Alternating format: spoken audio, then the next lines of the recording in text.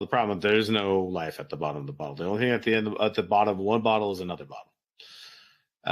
Started back at bouncing, wasn't helping. Like I just had no way out in my head. And I just kept hearing my daughter say that I don't ever want to see you again in my head. Just kept hearing it. And like the death of my friend and all the shit that I'd gone through, I was like, maybe I just don't need to fucking be here anymore. Welcome to It's a Veteran's Life, where we share the powerful stories of those who've served our country and the families who support them. I'm your host, Mike Turbyfield, a veteran dedicated to advocating for the men and women who've worn the uniform. Join us as we dive into the challenges, triumphs, and the unwavering spirit that defines military life. Whether you're a veteran, a family member, or just someone who wants to understand the journey, this podcast is for you. Let's ensure that no veteran or their family ever feels alone.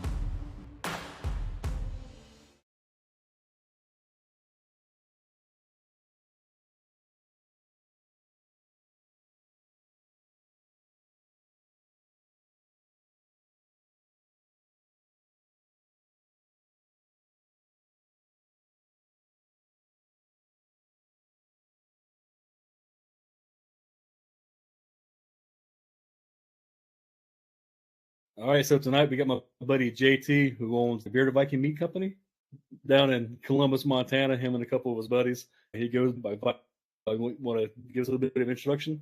My name is JT. I go by Viko for long. I am the original Bearded Viking for the Bearded Viking Mead Company. I'm a 14-year veteran. Spent 8 years in the Marine Corps, 6 years in the Army National Guard, but also Army, you know how that goes. I have done a shitload for veterans, men's mental health, lots of real hard conversations. Yeah, I mean, I guess the purpose of this is to get to know me. I'm an open book, so I'm people to talk to. We'll go into a generalize. So, National Guard or Marine Corps first?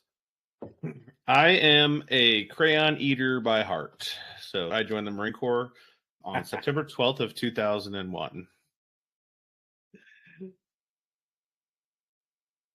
Did 8 years in the next question. What I didn't join because of September 11th. I wasn't like a patriot. That's not really in my nature. I actually joined because I had a 9-month-old daughter. I had a daughter in high school, and I had to figure out something to do. I was a mechanic at the time, working for Firestone Tires as an apprentice. And the planes hit. I realized I needed to learn how to protect my daughter, because if they could do that in New York and Pennsylvania and all these places, right, then they could easily do it in Utah, where I was born and raised. I'd never been in a fight before. A lot of people ask me, well, that makes you a patriot because you joined to fight and protect the ones that you love. Here's the problem, though. I am 100% a person who believes in freedom, so I don't really give a shit what you do as long as it doesn't affect my family or friends. It was literally learning to fight so I could protect my kid.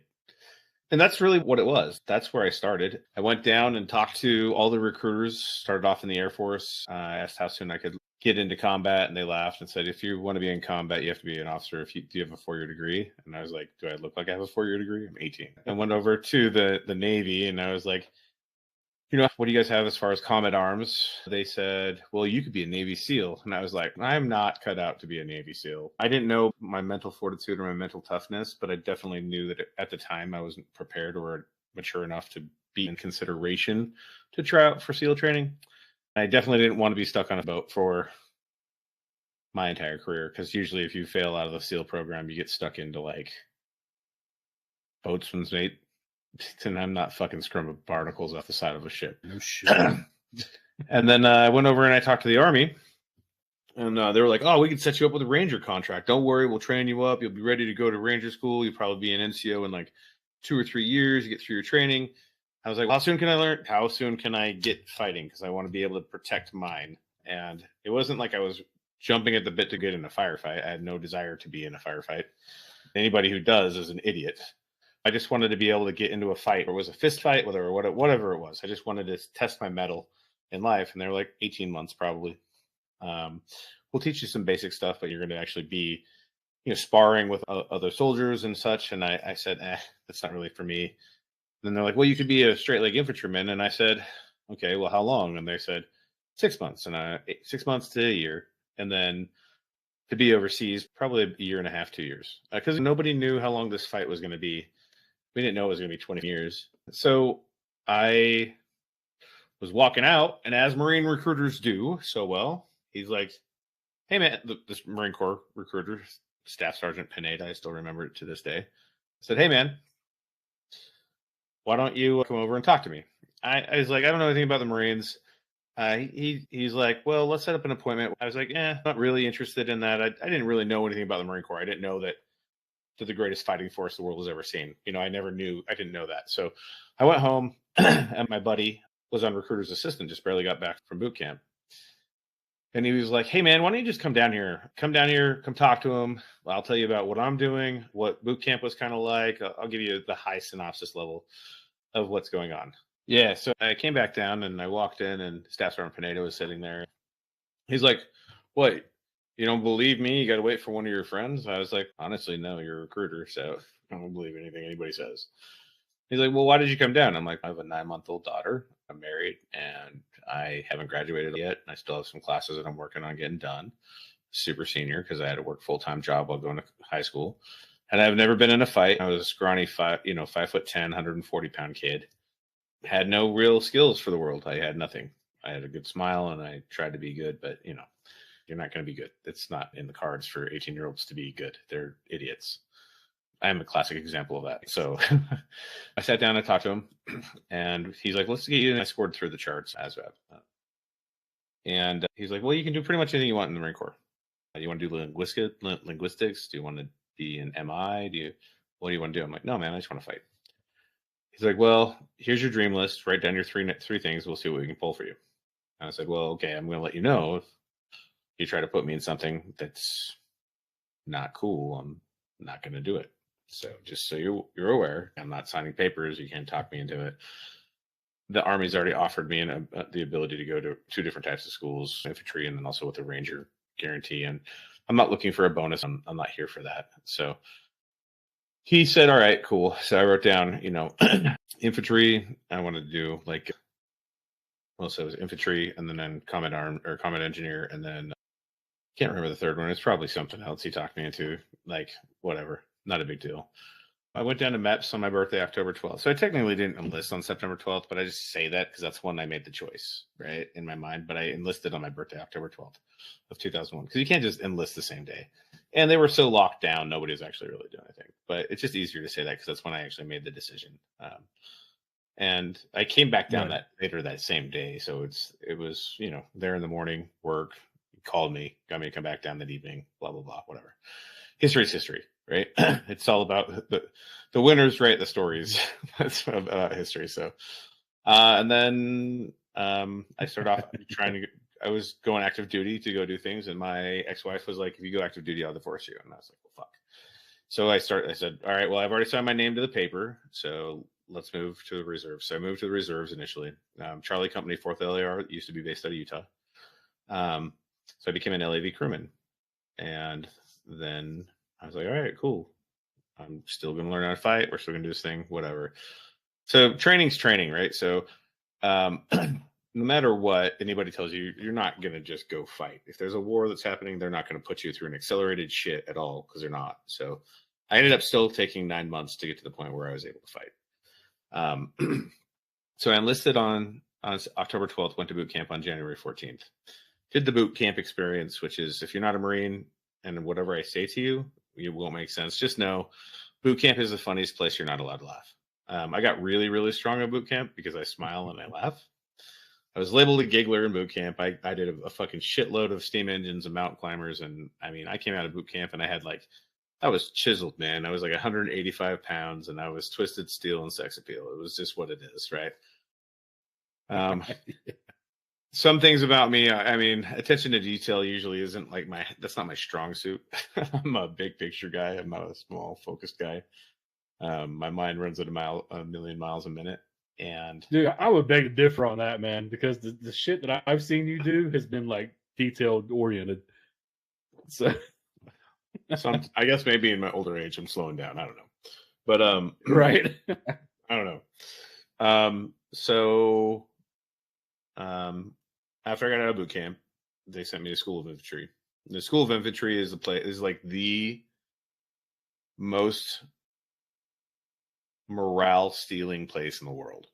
Like, you get to the School of Infantry, and you're surrounded by people who are just trying to get to the unit, and there's so many recycles that didn't make it through because they did whatever, and they all just bring you down, and you don't have a sense of camaraderie. You have nothing. You have all these kids who everybody thinks they're shit hot because you're a Marine. So everybody's there. You got this room full of alphas, and I say alpha because everybody thinks they're an alpha, but most of them aren't. Most of them are just vet bros, and I fucking hate vet bros. Like, thank me for my service, people, and I fucking can't. I just can't with that. So in the School of Infantry, you get the opportunity to get promoted. But typically they just make people squad leaders that are louder than anybody else, right? That's kind of what it is. I wasn't a squad leader. I wasn't special. I was just a GP guy, general population guy. Did my job. I placed first in my PFT every time. I placed first in my marksmanship. You know, I'm up, he sees me, I'm down, butter jam shit. You know, fam fire with the squad automatic weapon, the saw.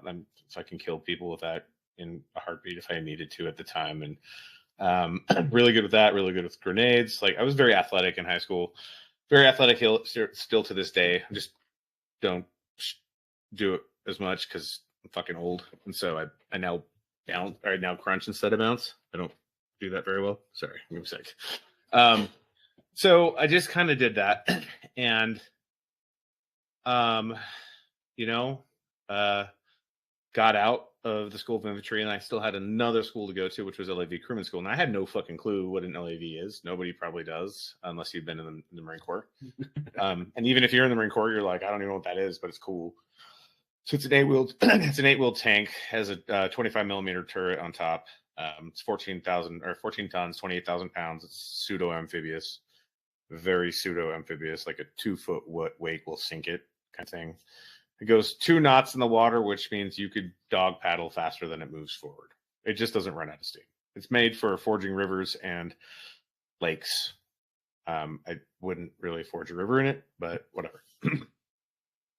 And I became really, really, really, really good at that job.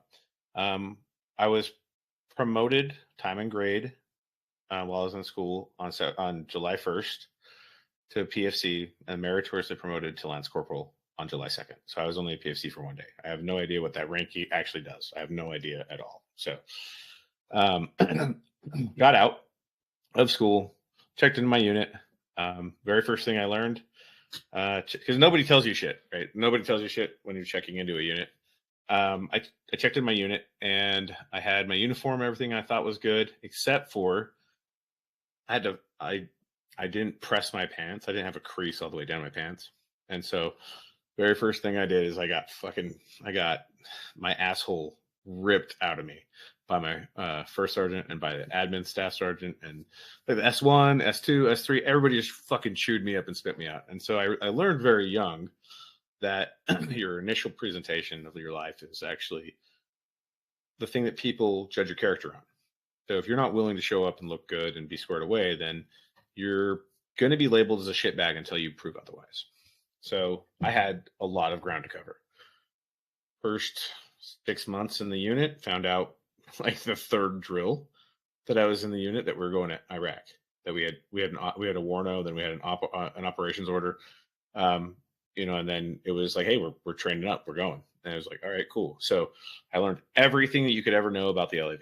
I knew its flaws. I knew its tendencies. I knew exactly how much fucking oil my freaking my diesel took to run. I knew how much it ate because they all eat oil. I knew everything you needed to know. I knew everything about the main gun. So the company commander saw me doing all this stuff, and so he made me his driver. He hand selected me as his driver to be his driver during the invasion into Iraq. So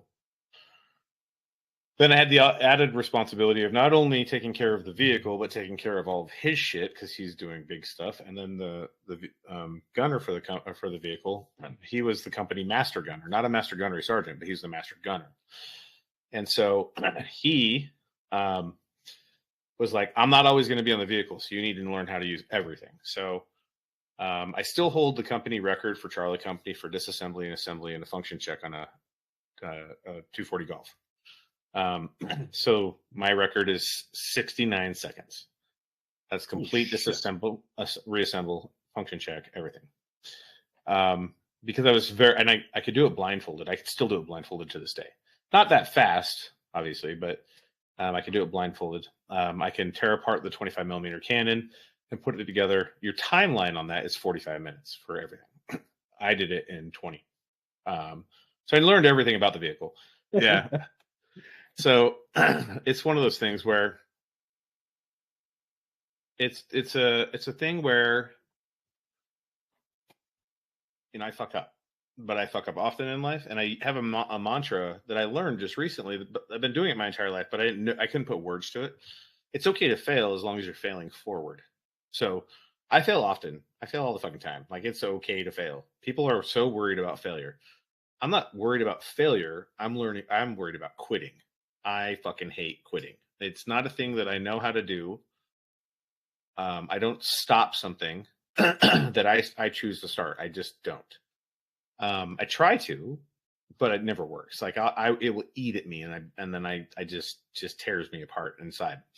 So I learned that, like, resiliency in the Marine Corps, and then it carried forward and became more compounded in the Army years later. And then outside of that, nobody gave me restrictions on things. So now I'm just next level that. I get told often that I'm too driven for what I do, which is fine. I don't care, because I'm a person that you either like or you don't. No, I think that's bullshit, man. Like, in my opinion, you can never be too driven, because your want to succeed is what makes everything around you succeed, in my opinion. So I agree, but the problem is people that you surround yourself with, they don't have the same drive, and so you rub them the wrong way. You irritate them. You know, it happens all the time in my life. Like, my friend group is small. Lots of people like me, but my friend group is small. It's bigger than most because I choose to have people that will kill for me, and I can kill for them if I need to, which I'm not going to, but you know, that unless I absolutely had to, right? Have to disclaim that, right. For everybody who's listening, I'm not that guy. So, but I am so driven to the point it's ruined relationships, because I'm focused. That's the thing that I have to do,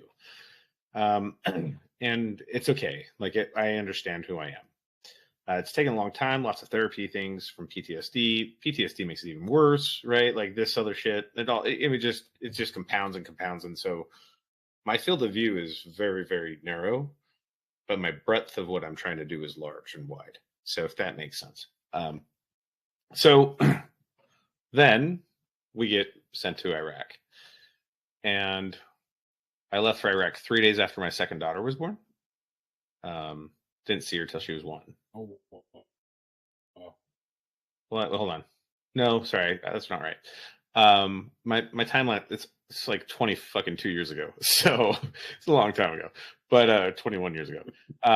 No, I came home. So we went to Iraq, part of the invasion, fought in Al-Nazari during the Battle of the Bridges. It's like the most forgotten battle. The main one, obviously, everybody remembers, is Fallujah, followed by Ramadi, and then everybody kind of like trails off down that from there. But what people forget is, like, Task Force Tarawa, which was the entire 1st and 3rd Marine Division set up on the outside of Al-Nazari to push through this town that was full of bad guys that were trying to kill us, like, nonstop. During that time, also, we got to participate in the screen line, set up a screen line to help with the recovery of Jessica Lynch. Weird. Didn't know who she was. Thought she's an idiot. Still think she's an idiot. Whatever. But, you know, I guess you can be an idiot and get a Bronze Star. Whatever. So then, you know, I was a 18-year-old combat vet. No, let's not even go there. Let's not even go there. Nah. So 18-year-old combat vet, come home with combat action ribbon. I have like a, as a Lance Corporal, I have 9 medals and ribbons that I earned, and none of them are like, not including the Fire Watch or the GWAT service. Like got the fucking, here's your fruit salad, here you go. And I was like, what the fuck am I supposed to do with all these? Like, and I would go to like events, and there'd be staff sergeants that had 3 or 4. Right. And I had 9, and they would challenge me on it, and I, whatever. So they pulled us out, and then they sent us to Okinawa, Japan, to do a UDP to replace the units that had been over there for 18 months that were supposed to be there for 6 months. So then I got to be part of 3rd CAB, Combat Arms Battalion. I don't fucking know what it is. Anyway, I don't remember the acronym, but I actually just interviewed a Vietnam vet a couple weeks ago. He wasn't in Vietnam, but he was in Okinawa. Wow. So that's he's actually that story's pretty wild. He's got some pretty cool stories, and before not to take away from what you're talking about, but it never hit me until talking to him that while we were in Vietnam, we were also in the middle of the civil rights movement. Yeah. Yep. And he was a black guy in the army in Okinawa during Vietnam. His story is pretty wild. I'm gonna have to listen to that. But anyway, sorry to interrupt you. No, totally good. Yeah, so that solid. So we got over there, and they moved me out of headquarters, which I was happy about, to a line platoon. So for people who don't know what a line platoon is, because it was the weirdest fucking conversation for me, the line platoon is the platoons that are on the front line. That's what it is, that you're out there fighting. So I got moved to a line platoon with a bunch of guys that I didn't know. No idea about anything. My vehicle commander, who was an actual LAV crewman, we got there and we were doing some PT, and he tore his MCL my first, like the 3rd day we're there. So I didn't get a chance to really learn from him. So they put our lead scout. So in the LAV, you have the 3 crewmen, and then you have 4 scouts in the back. And then you have each platoon has a lead scout, and then each of those lead scouts goes up for lead scout of the company. So Anthony Mutter, who's a good friend of mine, he hated me when I was a Marine because I annoyed him.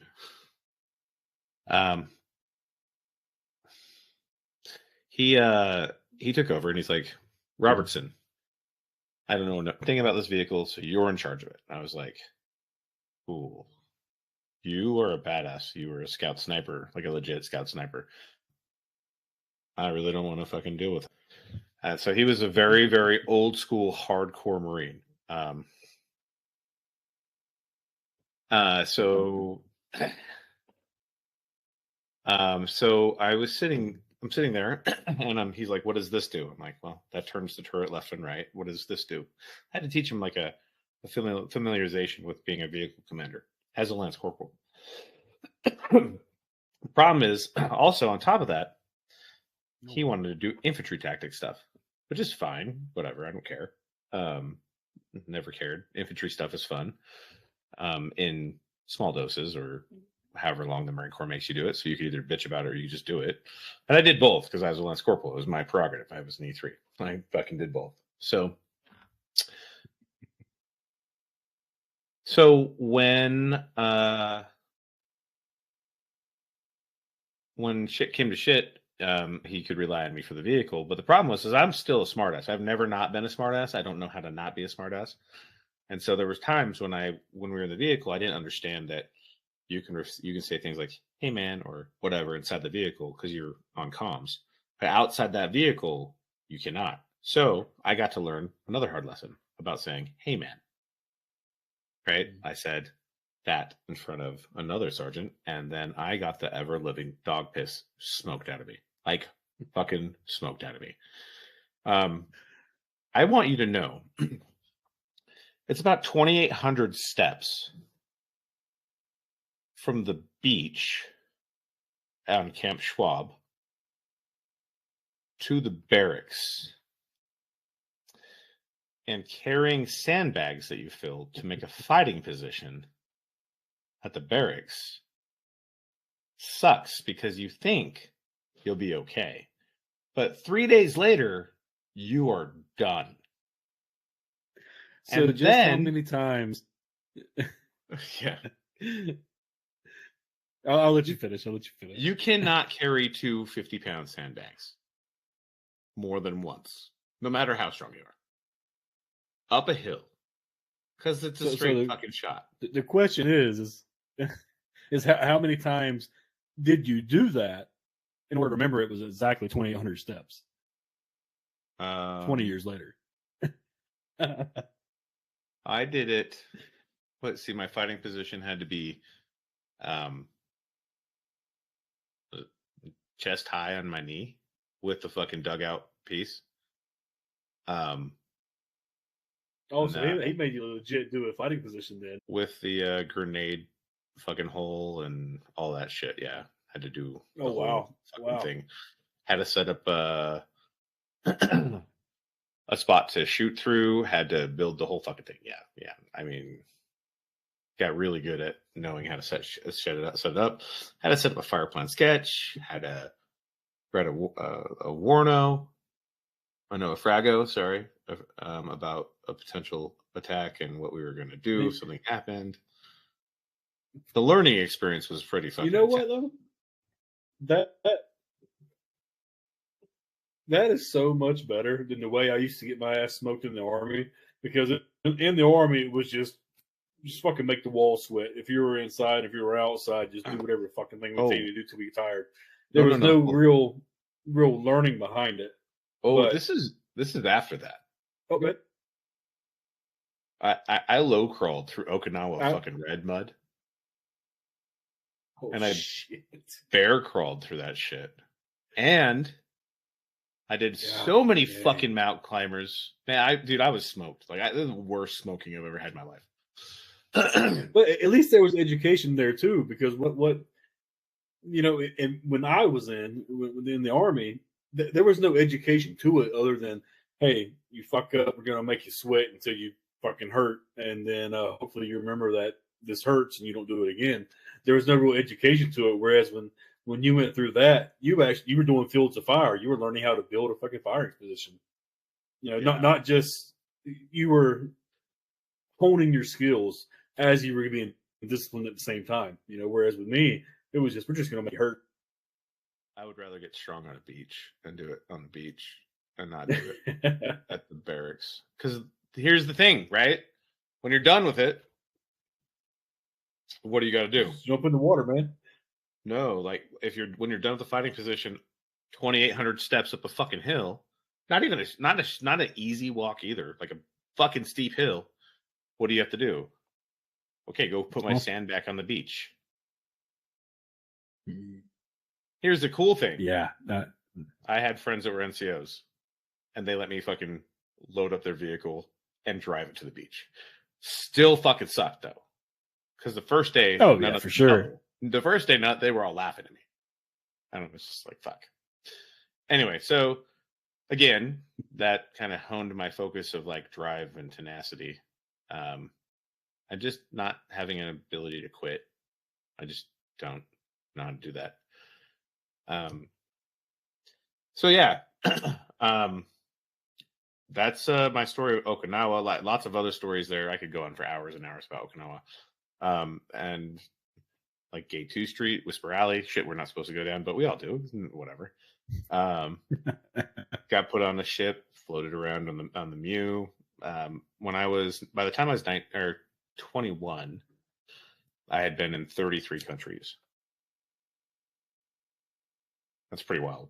Like literally, like, so when I say in 33 countries, I want to bring it back to Okinawa. Okay.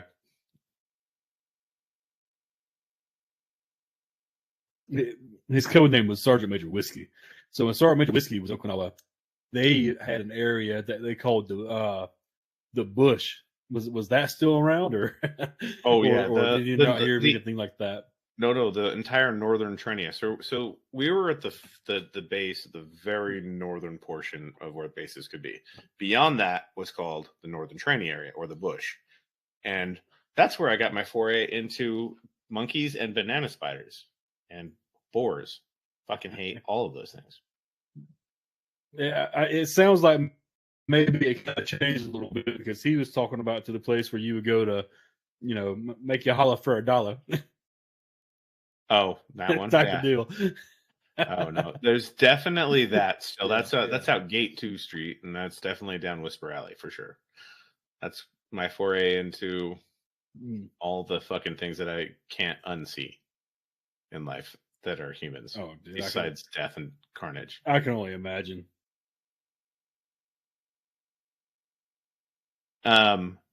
So yeah, so that's Okinawa, right? So, and we do the 31st Mew. We go to the Philippines, which was fucking stupid. We do a bunch of, I don't know, all sorts of shit. When I was in Okinawa, remember that the entire Marine Corps that was deployed was over in Iraq and Afghanistan. Like, we were there fighting, right? Everybody that was in Okinawa had never been. So we were used to doing what we did in Iraq, where we just put our flak jacket on over our shirt, and we wouldn't wear a blouse. It was too fucking hot. Just way too fucking hot. Later on, we found out that actually causes massive burns on your skin, and like whatever fucking, somebody thought it was better, whatever. So we we then go home after Okinawa. And I get home and I have no job. And surprising, as an infantryman, there are no civilian jobs available for you to do if you only know how to set up complex ambushes and kill effectively, call for fire, all sorts of shit, right? So I was like, well, I don't know what I'm going to do. So I started off on recruiter's assistance. Not recruiter aid, recruiter's assistance. Went 6 months on that. And then I augmented to active duty. When we got to active duty, they're like, hey, you're meritorious like a corporal. Awesome, cool. Running my fucking team, and they're like, hey, by the way, you've been selected to go to recruiter school. Okay. Go to recruiter school, get sent to recruiting duty, pick up meritorious sergeant, and then got busted down for some shit my ex-wife did. Me not knowing the UCMJ the way I'm supposed to. My ownership is that. Me making bad choices after she made bad choices. Dumb shit that we learn. And I believe in extreme accountability and extreme ownership. So she did the dumb shit. I retaliated with dumb shit. Not physical or anything like that. It was just cheating on each other because we're fucking stupid. And got caught. Right. In essence, right? Got busted down the day before I picked up meritorious staff sergeant. So I would have been a meritorious staff sergeant at the age of 23. Like, that's something you never see. 3.5 years into my enlistment, I would have been a staff sergeant, which is crazy. So got busted down to corporal. Finished up my time, said peace bitches, I'm out. So that was, my entire time was 8 years. So I'd done. Oh yeah, we definitely got some lag going on tonight. Yeah, we do. So I'd hit my mark about really like 6 years of time in service. 5.5, whatever, 6 years. So I finished up my time, got out. It was 8 years total of service. And I missed it. I missed the camaraderie. I didn't miss the bullshit. So I was like, I'm not going to re-enlist in the Marine Corps. It was a thing where the guy who busted me down, he didn't have to bust me down. We were separated when everything happened. So he busted me down, whatever. Found out later that he was under investigation for a bunch of shit that was really bad. When I went, so I was actually put up for a summary courts martial, which summary special courts martial, the second one. So for cheating, nothing else is what it is. Beat the courts martial. I had 7 field grade officers write me letters of recommendation talking about the type of Marine I was. And like 4 sergeant majors, and even the sergeant major of the recruiting command stepped in and stood up for me in the face of the adversity. Because what they were trying to do is wrong. So the colonel that was in charge of the trial, so to speak, threw it out. So this is stupid. He's obviously going through a divorce. This shouldn't matter. Why are we treating a good Marine this way? So the major then called me back in his office, stood tall in front of the major, and he read me my rights and NJP'd me. Took my rank, and that's when I said, "Peace, bitch, I'm out. I'm fucking done." He's like, "You got 90 days restriction, 90 days half pay, 90 days blah blah blah, 90 days extra duty. I'll suspend it all as long as you do your job until you get out." I said, "Cool, I'm out. I'm not gonna do this." So I put in my EAS papers and I said, "Peace." So when I got out, I was a little bit disheartened with the Corps, and I think that happens to a lot of people when they get out. People aren't really willing to talk about why they get out, but it's really just, it beats you down. Like over time, like the leadership that is in the Corps is amazing until it's not. Like your unit level leadership is always good, right? But when you get into the broader scope, it becomes very political and dumb. Because they're always looking out for themselves. They're looking out for them and their family, which is not what the Marine Corps teaches. And so, unfortunately, I just got put in a situation where it sucks. Nothing else I can do about that. So I just moved on. I was homeless when I got out. My ex-wife took my money and my everything. I had nothing in my bank account. Had nowhere to stay. Anything else. Went and got a job as a tire buster. Became an alignment tech. Became a AAC certified master tech in 2 years. While I was doing that, I joined the Army National Guard. I was also bouncing as a bouncer for a bar in Utah, which is actually where I learned really how to implement fighting tools. By the way, I apologize. I got this post-nasal shit going on, post-nasal drip from burn pits. So I then joined the Army National Guard because I was like tired of helping other countries and other dumb shit. I was just like, whatever. They were like, well, the closest job we have, so you'd have to go through like MI school or anything like that, is combat engineer. Okay, cool. I'll do that. Not a big deal. I show up to drill my first weekend, and because I was homeless, the only clothes that I had was my Marine Corps hoodie and a undershirt. Sorry.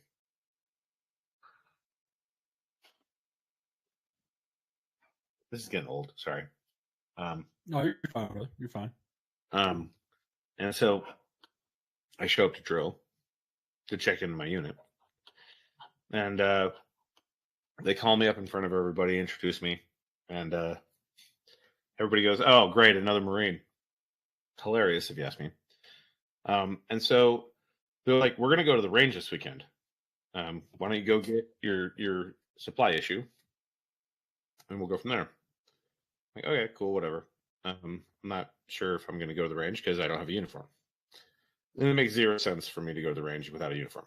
So I go checked in.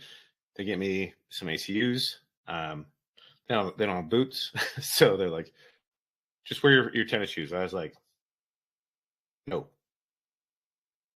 And the staff sergeant looked at me and he said, "Did you just tell me no?" And I'm like, "So, per the UCMJ, because I learned the UCMJ, and per AR 670-1, the only time that you can wear tennis shoes in a military uniform is if you're injured. I'm not injured. I'm not going to do that. I won't disrespect the uniform." I say this in front of my first sergeant because I didn't know. I hadn't gone through my full check-in yet. I was just at SIF, right? Just getting my fucking supply issue. And my first sergeant's like, "I got some boots." I was like, "Very cool. Roger that. I'm in. I'll do that. No name tapes, no nothing, no U.S. Army, nothing. Just look at me.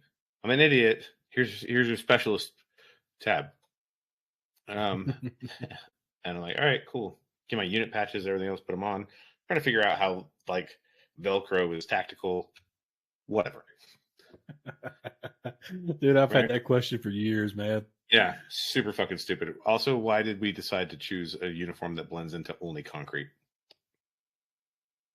Not just concrete, but old school couches from like the 70s. Yes, that too. You know, the couch like your grandmother had, you know. I hated that fucking uniform, dude. God. Yeah.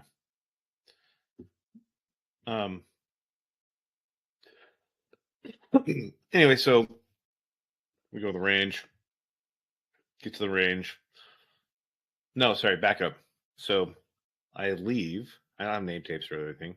This private comes walking up to me, the fuzzy private. Okay. He's like, "Hey, man," and I'm like, looking around. He's like, "Are you Robertson?" I'm like, look at him, look at me, look at my rank, look at him, and he goes, "Yeah, you're Robertson, right?" I'm like, "Well, around these parts, they call me Specialist or Specialist Robertson, unless you outrank me." It's like a thing. It's always been a thing.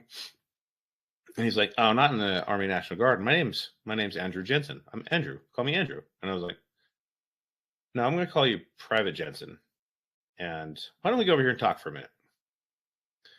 So I put him at parade rest. He resists at first. I'm like, "No, man, I outrank you. So I'm going to teach you outside of the view of anybody else, because it's not like I'm yelling at you. But I'm like, we're not boys from back on the block. You have to understand this, right? If we're in a situation in combat, which we don't know if we're going to go to combat or anything, and I tell you to do something, you need to understand instant willingness and obedience to orders. I'm not telling you for my own good or your own good. I'm telling you for the good of what we're doing. Mission accomplishment is always number one. It's always number one. It's never not been number one." And so I'm chewing this kid out in a professional manner because I don't know him, whatever. And then my squad leader walks up and he's like, "Robertson." And I go to parade rest and to show this kid customs and courtesies. And he goes, "What are you doing?" And I'm like, "I was just teaching the private here how to address somebody who outranks them." He's like, "Who did he address?" I was like, "Me." He's like, "This isn't the Marine Corps. This is the Army National Guard." And I said, "What?"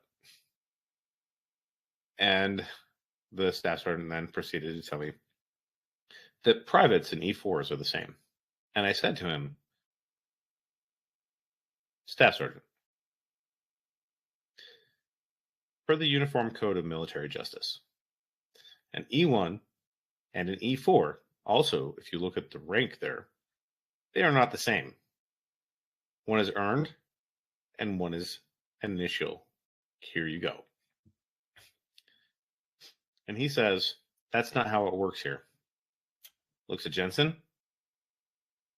"Did he smoke you?" "No." "Okay, cool. Get out of my face." And then proceeds to educate me on the fact that the Army is a bunch of people who have no understanding of rank structure. And so I said, "Okay, well, fuck, what did I just get myself into? I got 6 years of this? Fuck." Oh, dude, it's 100% that way. Even active duty, or at least active duty where I was at in 3rd Brigade, E1 through E4, same fucking deal. You wasn't shit until you got E5. And then once you got E5, you were automatic. You were now you're part of the cool club, and you know other people got to listen to you. But E1 through E4, same shit, different day.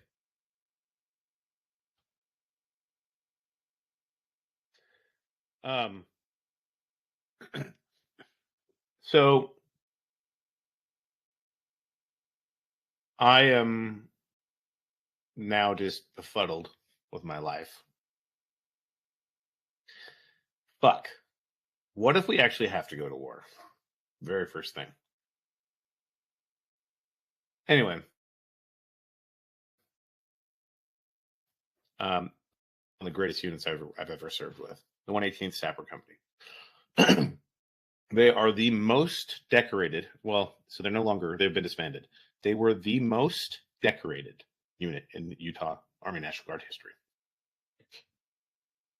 3 Bronze Stars with Valor, like 200 Purple Hearts, all sorts of shit. So anyway, I'm there for 3 drills, and we're just cruising along, and I'm like, join the Army National Guard, going to help out people in America. There's going to be like a situation where they call us up to go help people in, like Hurricane Katrina shit. I'm going to be like helping out Americans.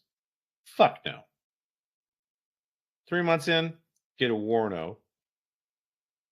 Then we get our actual orders. We're going to Afghanistan. What are we doing in Afghanistan? We're going to do fucking route clearance. Fuck my life. Oh, fuck.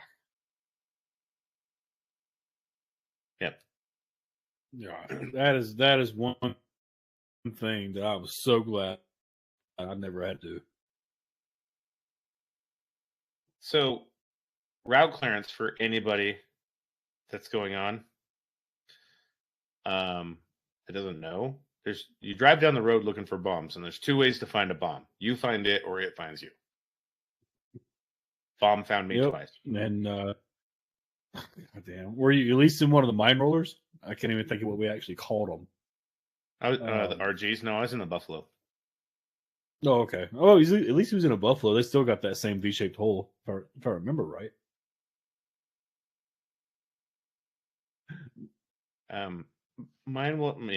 Mine rollers were crazy. I've seen those get blown up and such. So, yeah.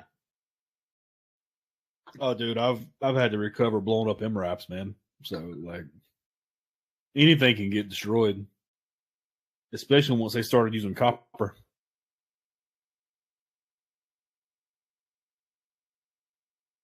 And if for those that don't know, once they started using copper in IEDs, once that copper gets superheated, it melts through steel like butter, like a knife through butter. It's called the Measure-Chardin effect. So basically what happens is there's a piece of copper that they have that's an inverted, it's a concave cone. And so what happens is they have a first charge and blows up, and then it shoots that concave piece of copper, and that turns it into a projectile that pushes right through any armor, like almost any armor, right? So then it fucks everybody up inside. That allows so obviously that kills whatever it hits, but then it allows the blast to penetrate the whole of the vehicle, and when that happens, you get scrambled eggs. So you get once that copper goes through, you get the pressure wave and everything else that comes behind it, and it's just it's a bad thing. Yeah, that's the scrambled eggs part, where everything inside becomes scrambled eggs. So yep. Once that pressure wave, once that gets to you, you're done. Yeah, it sucks. Super dumb. But we didn't have that in Afghanistan, which is nice. They didn't have those. They just used nice. They just used HME, which is homemade explosives, and they would put them in pressure cookers, and shit fucking thumps. Bad, real bad.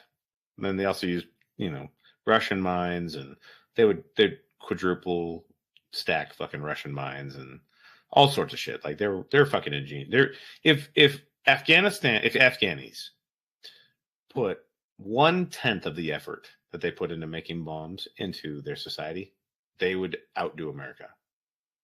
Well, see, that's the crazy thing, dude. Because I don't know about Afghan. I don't know about Afghan, but I know in the 70s.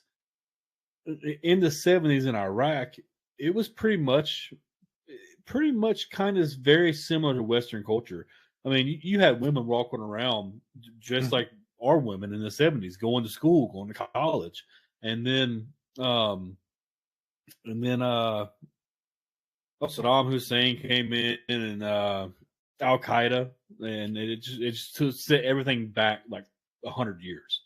Once Al Qaeda come into play. Yeah, same thing happened with Afghanistan. You had America left. Weird to mention that. We didn't leave them any support after we fought the Russians.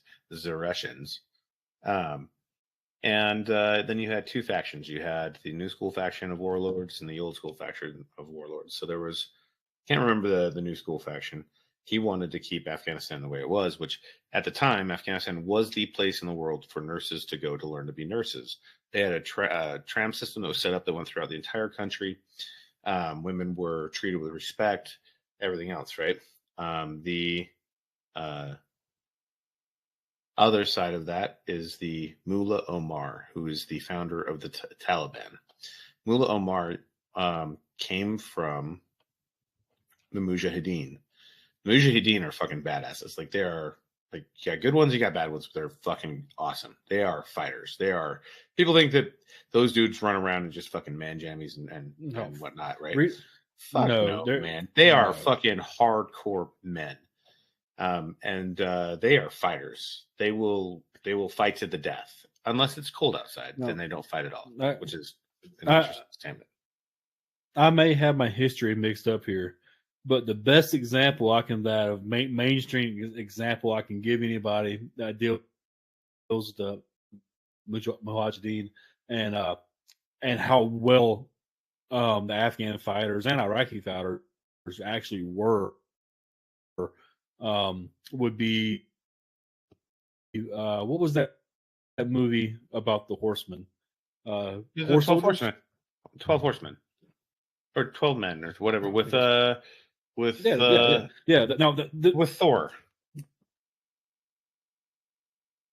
Right. Now the movie, of course, takes things and blows out of proportion, but the actual story is very, very, very amazing. Those guys, the local nationals, were true, 100% true fighters, and they were not a joke. It wasn't what you see on how the media portrayed them to be. Well, even in Iraq, you had the Fedayeen too. The Fedayeen, or they were the Iraqi elite guard. Yeah, they never fucking laid down their arms. we had Marines that were getting fucking hit 3 rounds center mass at 300 yards with an AK. If you never shot an AK, you know how fucking hard that is. 300 yards with an AK is. It's not a thing. 300 meters, anything iron sights. I mean, that's not it's an easy shot, but it's not an easy shot if you don't know what the hell you're doing. Yeah. So the thing is we were fighting war fighters, you know. Mm-hmm. So yeah. Oh man, then here I am interrupted again. No, you're good, dude. So we were in that era. So so what ended up happening is, the West was watching this, and there was like these embedded reporters that were going over and talking to these different warlords and whatnot. Mullah Omar actually had one of his. So pause real quick. So we understand where the name Taliban comes from. It comes from Talib, which is like a priest or a deacon, like a young kid, not a priest, but like a deacon, a kid who's learning and studying their belief system, the Muslim belief system, right? So then they're learning to follow Islam. So that's a Talib. Taliban is what he claimed as God's army, basically. So he made it like if you're gonna go to war, you have to have something to stand behind, and the most important thing to stand behind is a belief system, and the faith-based belief systems like really fucking hit home. A lot of people think that we got there and then they all wanted to fight us. Well, they didn't. Nobody wanted to fight really, but they have this thing. So the largest tribe there is called the Pashtun. And so they have a thing called Pashtun Wali, which is actually what saved Marcus Luttrell's life.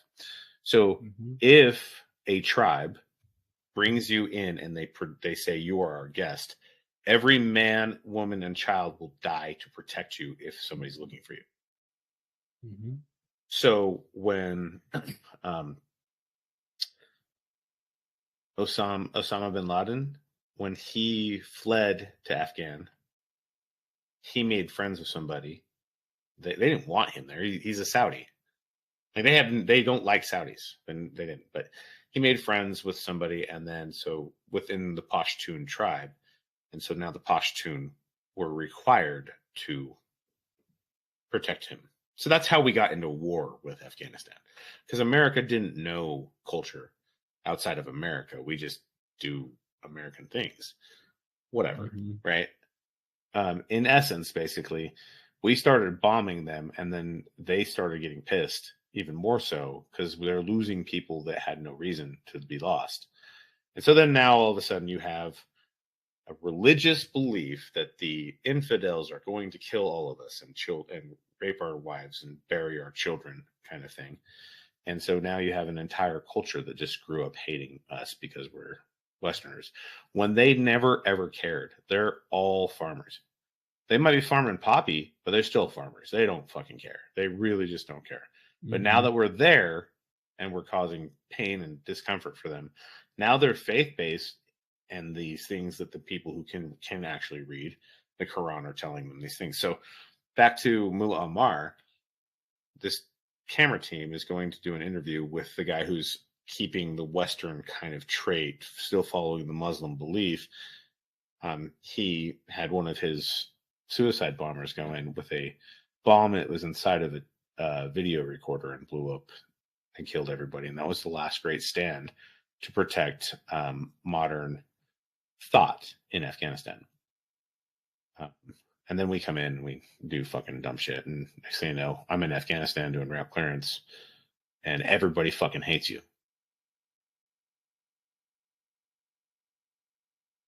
See, that's not the vibe that I got in Iraq.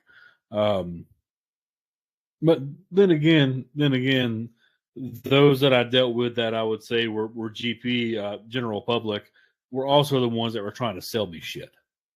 So there's a difference, though. Here's the thing between Iraq and Afghanistan, right? So Iraq, there was a sense of national pride.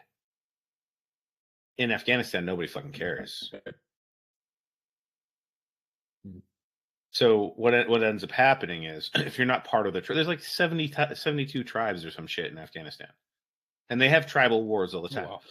So you have three main tribes in Iraq. Was it Kurds, the Sunni, and the Shia, right? And we were friends with the Kurds, right. So the Kurds were fucking war fighters. Well, the Kurds aren't really. I mean, I may have this wrong. But the Kurds aren't really an Iraqi tribe. It was the Shiite and the Sunnis. Well, I think I got that wrong. But anyway, they were North. We partnered with the Kurds. The Kurds helped us a lot, and they still do.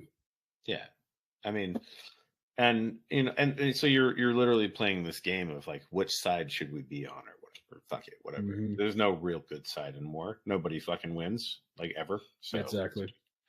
Is what it is.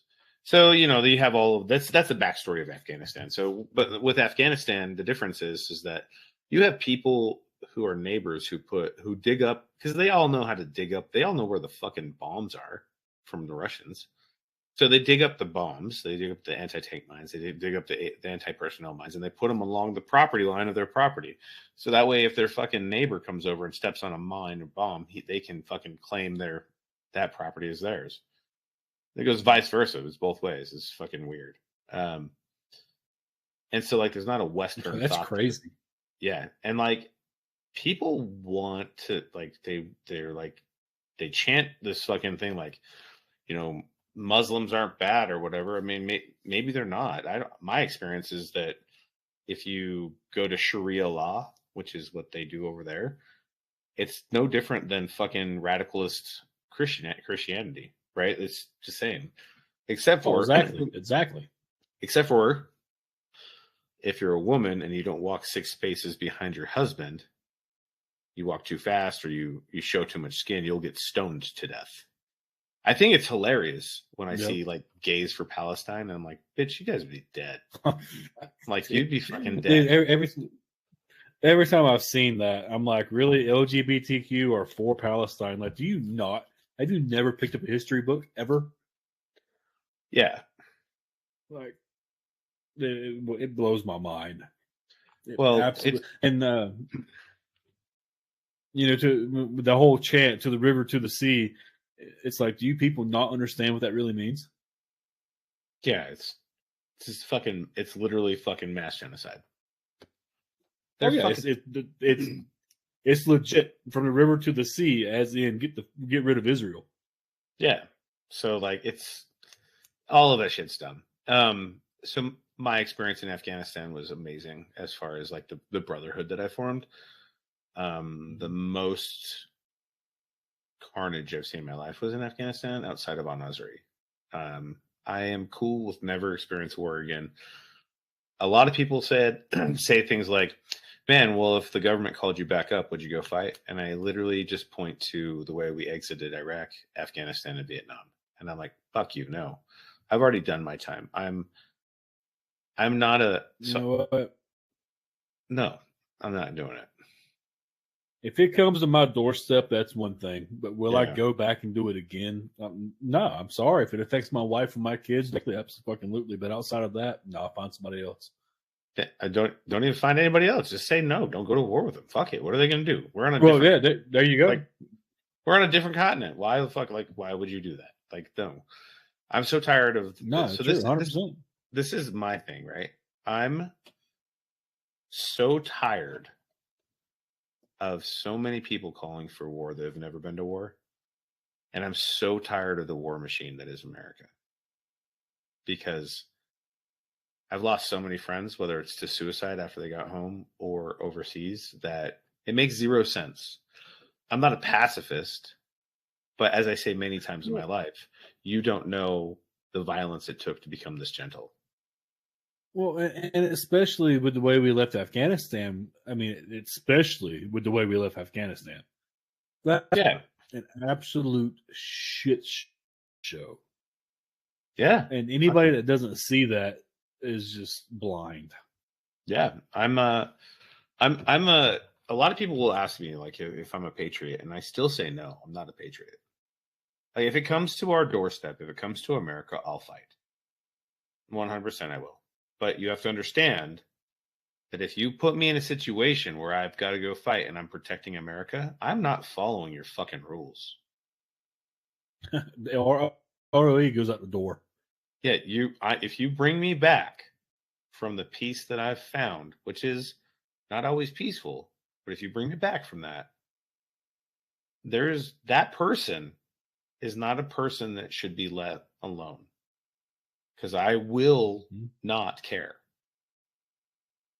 And a lot of people think that's scary, and it should be. Absolutely. And, you know, I got a buddy of mine who was in the French Foreign Legion. He was in Bosnia. And me and him he was Marine Corps, and then he left the Marine Corps and went to the French Foreign Legion. And he tells me all the time, because I've told him before that I'm not going back. I won't go back. The only thing that I will do is if it comes to Montana within a radius that it's going to affect my family. And he's like, so you wouldn't go back to keep her from coming here? I'm like, no, let the young kids do that, man. Personally, I don't think we got any business being in another country trying to solve their fucking 100-year-old problems. No, that ain't a fucking problem. But no, I'm not. He gives me shit all the time because I tell him I won't do it, and I'm like, no, dude, I'm happy right here in my little piece of paradise, and there is no reason for me to leave and fight somebody else's fucking battle for money. Because essentially, that's all it really is, in my opinion. I mean, the industrial military complex. I mean, come on, you can't tell me half of this shit about money. But anyway, we're getting off on a whole, and that could be a whole nother conversation, bro. Yeah, we'll wait for after your that could be. We'll wait for after your fiber gets fixed. Right. So, oh man, yeah. So in Afghanistan, I experienced a lot there. Just stuff that I could talk about, but most people really don't understand it, which is fine. I don't care either way. Watching your friends get blown up and like suffer from concussions, getting blown up, suffering from concussions, forgetting who your family was for weeks, and then coming out of like this weird thing where you didn't know who the fuck you are, and then all of a sudden remembering that you didn't know who you were, but also not remembering what happened. Like there's like a 3-day gap in my life that I don't know anything at all about what happened in that 3 days. I mean, in my mind, maybe I'm fucking still in a coma. I don't fucking know. This is a pretty cool life. It's a weird trip. Maybe this is just what it is. And, I always say that out loud. And then everybody always says, well, if you're in a coma, then I'm in a coma in the same room with you. And I'm like, no, man, that's what my subconscious would tell me if that was the case. Like that's a fucking real thing. Bro, the if you're in a coma, I just want you to, the pictures you post of your place, like that's where I want to be. Right. Montana sucks. Don't move here. Yeah. Bears will kill you every week, every winter. Yep. And we have alligators and crocodiles in the water, and sharks too. Oh man, don't worry about the pictures that JT posts. Don't worry about that shit. It ain't real. That's all AI. Yep, facts. So that's my military story. Some like very summarized. There's a lot to a lot of that stuff. Lots of different experiences. And I mean, if we want to talk about those, we can totally do that. I'm open to whatever you want, but you know, that's just like. I mean that. I feel like that's pretty good without going into a lot of detail because I mean, I'm all for going into detail, but at the same time, it's kind of keep it moving along. So that kind of summarizes your military aspect of your life. What kind of, and you've already hit on it a little bit between your transition from the Marine Corps into the National Guard, but when you came back to fully transition into the civilian life, did you have any challenges from leaving the Guard to coming back to civilian life like you did the Marine Corps going to the Guard? Yeah, I think everybody does, right? Especially coming back from a deployment, and then you got to still do your time in the Guard, and like it's not the same things. You're there with all these kids that have no idea of what's going on. You're now all of a sudden the old breed, which is a weird fucking moment. And then you go out in the world, and what do you have? Like, what skill set do you still have? Yeah, sure. I led men into combat. I was a squad leader. I led men into combat. In the Army, I fucking fought alongside of some of the greatest men I've ever served with. Same thing with the Corps, right? But what do you have? Like what the military, like they have the yellow ribbon bullshit. They're like, here's how you write a resume. Yeah, fuck off, dude. Like, what are you going to put on your resume that's actually going to get you a job? And when was the last time this fucking person applied for a job? Because when you leave the military, let's say you're a sergeant. Most people get out between a corporal and a sergeant. So corporal, you're making like 40 at the time, 45,000 a year. Sergeant, you're making about 50, right? Maybe 52. And then you get your housing allowance, and you get your stipend for food. Or if you're on base, they take care of your housing, so you're not ever paying fucking bill. Like you don't know, right? And so then you get out, and you're like, oh, dude, I'm gonna go work for one of these companies that's veteran friendly. Like I'm gonna go work for Home Depot. Well, you go work for fucking Home Depot, and they offer you a job at $14 an hour. That's fucking $31,000 a year, man. Like, really? Now in today's world, today's world is fake money. It's not real money. It's not real wages. It's not sustainable. But like even then, let's say you get out and you're making that's all due to Reagan though. Yeah, there's a lot, right? Trickle down economics, right? Kind of bullshit. But when you get out, we're not even based on a gold standard anymore. Like our money is not tied to anything tangible. So no, yeah. Well, we don't have enough gold in the reserves for how much we owe, so it doesn't. Whatever. But that's a whole other fucking podcast, right? So when you get out, what ends up happening? Well, you're faced with one of the three major things that causes people to commit suicide, right? The number one thing that causes people to commit suicide is the loss of a loved one due to a "I'm not with you" moment. That is the hardest thing for people to understand. Number two is finances. I cannot provide for my family, which leads them to number one. So now you're basically a homeless vet, and you can't overcome that. The third thing is actually PTSD. People commit that suicide, PTSD, 1/20th the time that finances or a relationship failure happen. People don't know that. They think that, oh man, he's got PTSD. No, man, the stress of losing more than that. It's so much more than that. It's the stress of losing a partner or a spouse can cause that. I've gone through it in my personal life with the coupling of finances and also letting my demons win. I almost killed myself. But you have that compounding factor. So you get out of the military, and what do you got? And most veterans are like, I'm not going to go to school. I'm not going to do this. I'm not going to do that. They don't know about the VA the programs that the VA actually provides that are good.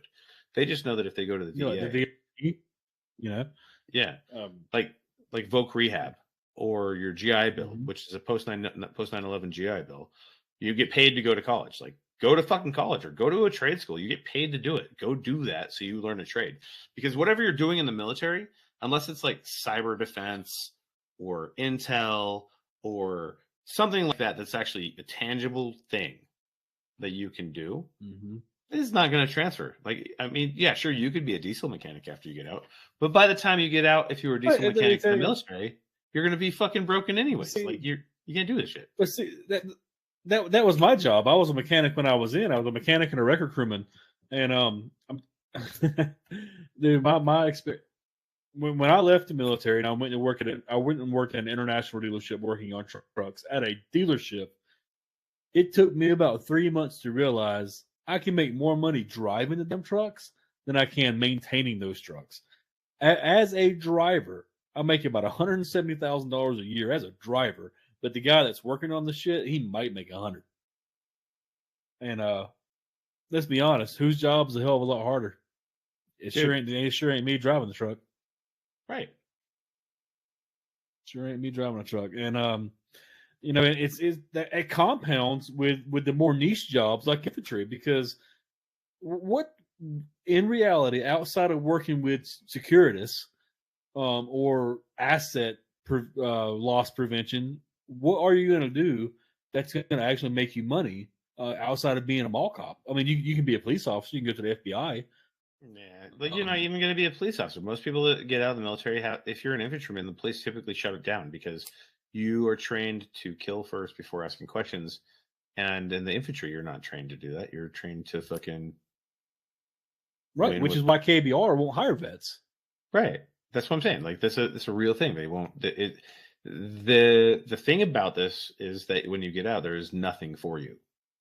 So your job skill set is not there for you. So you have to rely on the resilience, the self-reliance, the discipline, and all those things to go get something. You have to do it. Nobody's doing it for you. Like, there's this fucking mentality that drives me goddamn nuts. This thank me for my service shit. It drives me crazy. Or this fucking thing where there's a vet bro who's like, hey man, I'm a combat vet. What were you? I was Motor T. Fuck Motor T. No, dude, fuck off. Because like the reality is I couldn't have my fucking bullets or food to fight the fight without you. I'm sorry. Fuck off. Mm-hmm. I have zero for that. I know somebody's going to say something because I agree with you on all this shit. And the first thing somebody's going to point out is my hat that says Iraqi Freedom Veteran. Yeah, it does. And the only reason I wear it is because my wife bought it for me. I don't buy that. I don't buy that shit for myself. My wife bought it, so I wear it. You know what I mean? Well, yeah. I mean, the thing is, dude, like, who fucking cares? I'm at the point in my life where I just don't fucking care. I really don't. Well, I mean, that's like my mom. My mom found a couple of my medals and shit, and she sent them to me. And yeah, that's great. I really don't give a shit. I really don't. Because at the end of the day, none of that means anything. I cherish my medals and ribbons to the point of the men and women that I fought alongside me that aren't here anymore. It's my memory moment. Like, I walk past them and they're there, right?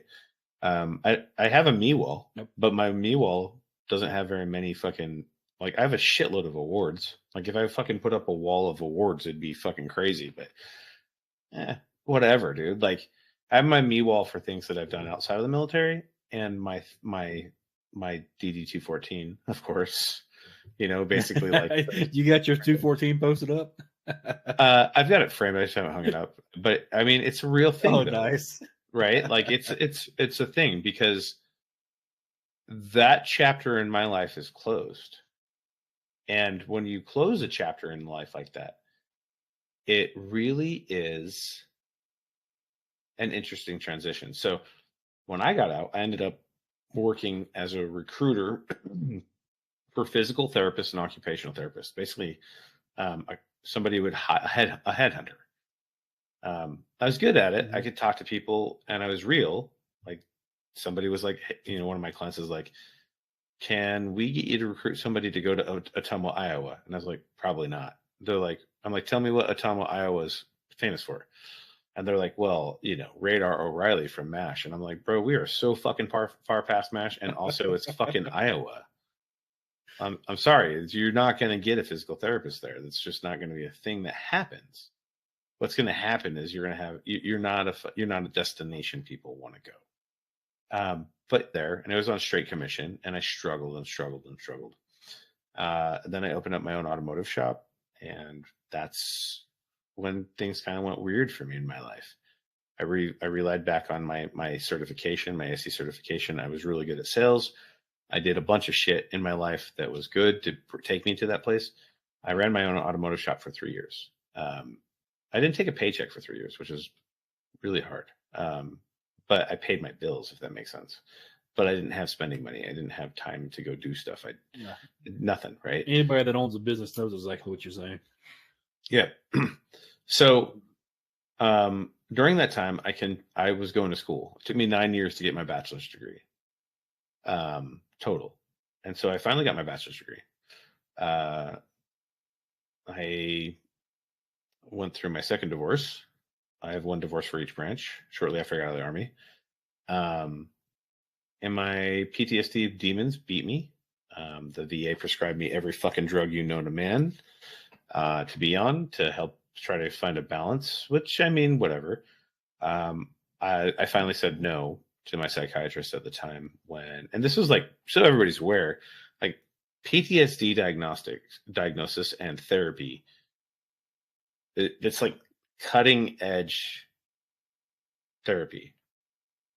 People don't know that. Like they think that this has been around forever. It's been around for 20 years. It's never been so before. Wild because like I don't know how your therapy sessions were, but for me everything was video conference because of the nature of my job. And my therapist actually 3 months ago?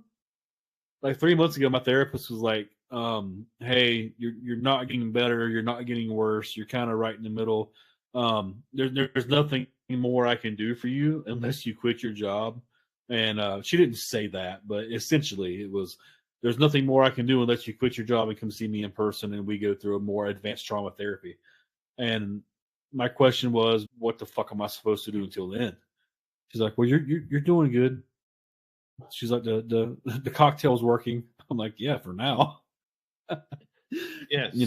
But it's just it's so wild that I got dropped because of my profession. Like, granted, things haven't gotten worse, but I also had somebody to talk to. Well, and that's kind of what led me to what I'm doing right now. Is talking to other vets and because as much as I want to get your story out and everybody else's story out, so that the general public has a deeper understanding of what it's like to be a veteran and what things our generation has done for our country and our families.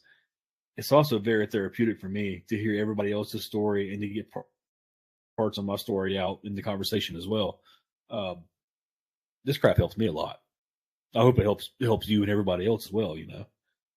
I talk about it a lot. So I went through prolonged exposure therapy for about 3 months, and I said, "Fuck this shit. I can't do this." And then they tried to prescribe me lithium, and I said, "Fuck off." Oh wow! Oh really? Yeah, I said, "I'm not a pink bunny rabbit. It's not a thing." So I said, "We need to look at holistic options." So then I went to a Hapoti Sweat Lodge, which they offer at every VA. Which was wait a minute. They offer Hapoti Sweat Lodges at every VA. Sweat Lodge. I'm gonna have to Google that. Yeah, it's where the Native American trance light state where you go and you sweat and everything else. So I did a Hapoti Sweat Lodge at the VA in Salt Lake, and it was a fucking crazy trip. I was struggling real hard. And so back to the story, I started dating a gal, and this is where my story turns dark. right before that, I had a road rage incident. If you've ever been to Utah, the Utah is the Utah Hogle Zoo. It's up a canyon basically, and so you come down the canyon, and it's I-80, and it turns, or sorry, it's a road that turns in I-80, and then I was merging on, and I was in a minivan with my wife at the time and our 6 kids, my 3 daughters, her 2 daughters, and her son, and this dude from India cut me off and made me slam on the brakes. So I sped up and I ran him off the road, and he flipped me off. That was the trigger point. He flipped me off. So I ran him off the road, and I got out of the truck, or the van, and I popped the back tailgate lift gate. And when I popped the lift gate, I was reaching for a tire iron because I was going to kill this dude on the side of the road. When I did that, all the kids were crying. My ex-wife was crying, and I started walking up, and the dude from the Indian dude, got out of his truck, van, whatever fucking vehicle it was, and he started walking towards me, and I was like, I will kill you, and you're lucky that my kids are crying. And that's when I realized that I had a fucking problem. So I said, I'm sorry. And he started walking towards me. I'm like, if you don't get back in your vehicle, I will kill you. I'm leaving. I'm sorry. Got back in my vehicle. That's when I went to the VA. I was like, I have fucking trauma. Did the PTSD intake. Found out, like, the score is like out of 100, and I scored like an 89 or whatever on their shit. It was really bad because I had a lot of fucking trauma from being blown up, ambushes, shot at, seeing fucking dead people, smelling burnt flesh, like, you can fucking name it. I've seen most of it, right? And so I realized that I was carrying all that. And then they prescribed me Prozac at first. That heightened everything. It's fucking bullshit. They prescribed me like Zoloft, maybe. I don't know. There's a bunch of shit. Xanax, maybe. I don't fucking know. A bunch of fucking things. They did like 10 different drug cocktails, and I was like, this isn't working. So fast forward, well, those demons got to me a lot. Stress of life got to me a lot, and I let them win a lot. And I ended up, just getting divorced, and then I was alone. And then I started dating a gal as a rebound. When I dated the gal as a rebound, I fucking put all of my heart and soul into this person. I latched onto them like a fucking leech. And she wasn't a good person for me. She's a good person probably outside of this, but she wasn't a good person for me. So we're dating. We break up. I have nowhere to live. I'm homeless again. And I'm just like, what the fuck, dude? Like, this is ridiculous. Move in with a friend in his basement. He's like super kind. A guy that doesn't talk to me anymore because I didn't deserve him at the time. He took care of me at the time. Him and his wife and his 3 kids who love me. I'm on my way down to pick up my kids. My ex-wife moved with my kids and moved out of state when I was in Afghanistan. And so I was driving down to go pick my kids up in New Mexico from them. And I found out, some information that my ex had been dating somebody else while we were together or whatever. Yeah, whatever, right? It's one of those fucking cake to the dick, right? I have my kids for Thanksgiving. My 16-year-old says, I don't ever want to see you again. And I know that the courts are going to take my side. I don't have any money to fight a court battle. I'm broke as fuck. I have my business, everything else going on. Driving back down, I get a text from a mutual friend of ours that my ex got married. It was 3 weeks after we broke up. Big kick to your ego. Real big kick to your ego, right? Also found out at the same time from my accountant that there's no way that I could recover from my automotive shop. I had to shut my business down.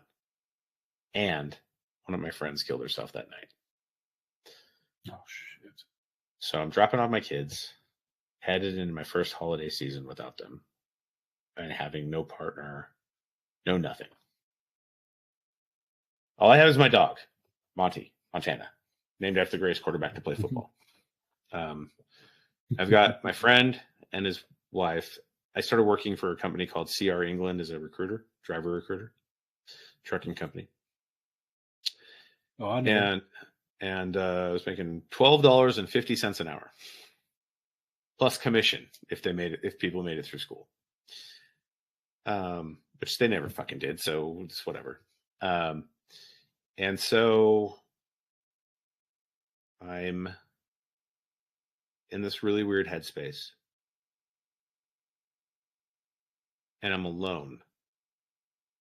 So I go to the bar and I start trying to find my life at the bottom of the bottle. Well, the problem, there's no life at the bottom of the bottle. The only thing at the bottom of one bottle is another bottle. Started back at bouncing. Wasn't helping. Like I just had no way out in my head.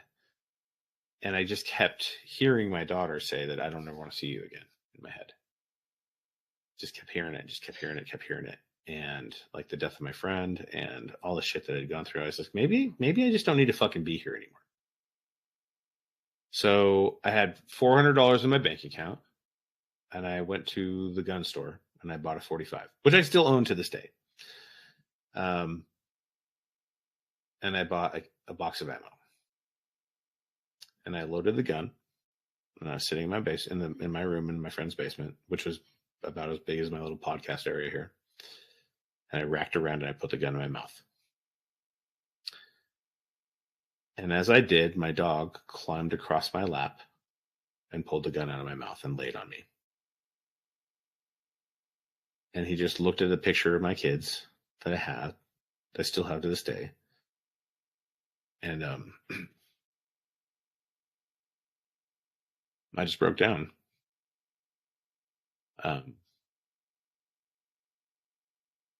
I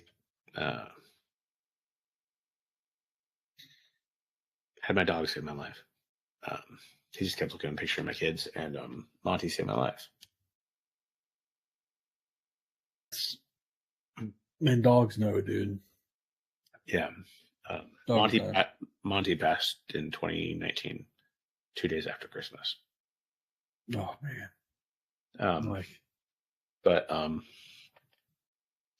Yeah, I mean, I let the demons win, man, that day. But not all the way. They thought they won the war. So we struggle with that. Man, like, it's a hard conversation every time I tell that story. Because it's real. Oh, yeah. He laid on top of me until I finally dropped the gun. And then I cleared it and went upstairs and gave it to my friend, and my friend was like, "What the fuck is this?" And I moved out about 6 months later. In the meantime,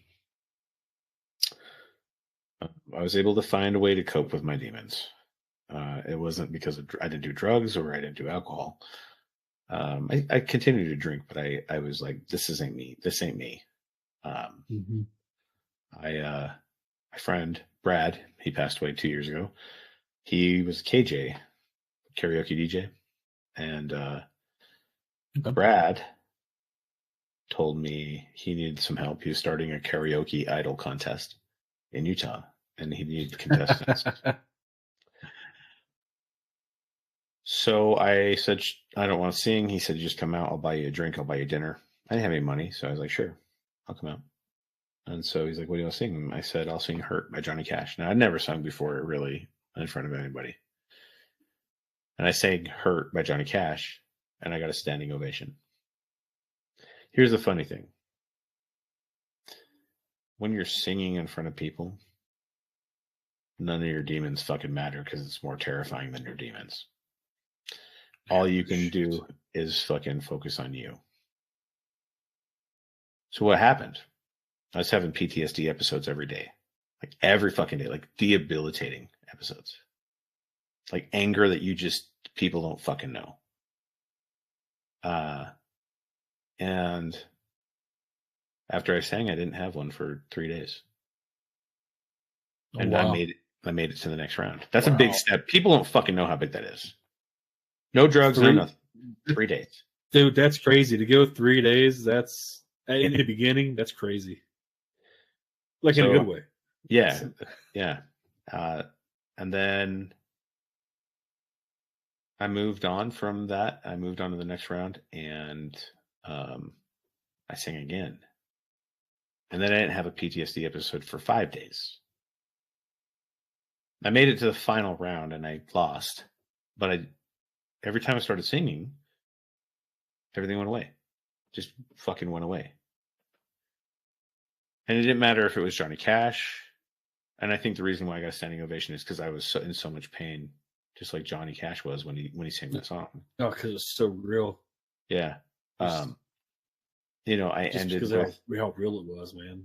Like, yeah. And I ended up becoming addicted to karaoke, which is actually something that, is a real thing.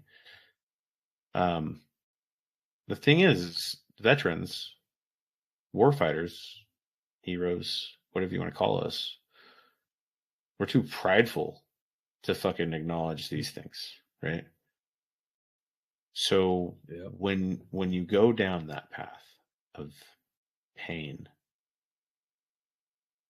all you are looking for is just a breath of fresh air so you can stop drowning for 5 seconds. So ever since that day, I have made it a mission in my life to help others that are veterans that are struggling like I was. I don't offer finances for people. I don't do that. I don't offer fucking therapy sessions because I'm not a therapist.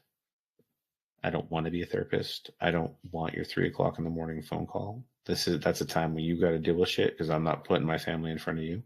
You in front of my family. But you've got to find something that allows you to be the lead when you dance with your demons. Your demons aren't ever fucking going away. You can't unsee and unfeel and undo that shit. But what you can do is you can be the lead. The memories are always there. Yeah. And over time they fade. Mm. They're not as bad.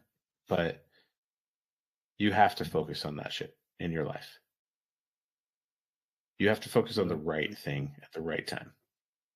So whenever I talk to a veteran who's struggling, they ask me how I overcame it. I'm like, my dog and karaoke. And then they laugh like I'm fucking around. But it's real. Whenever I don't do karaoke, it's a thing that is, I suffer from it. I suffer for not doing it. And it can't be karaoke in the car. It's got to be in front of other people.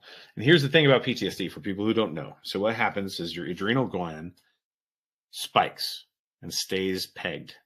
Most people will step down over time.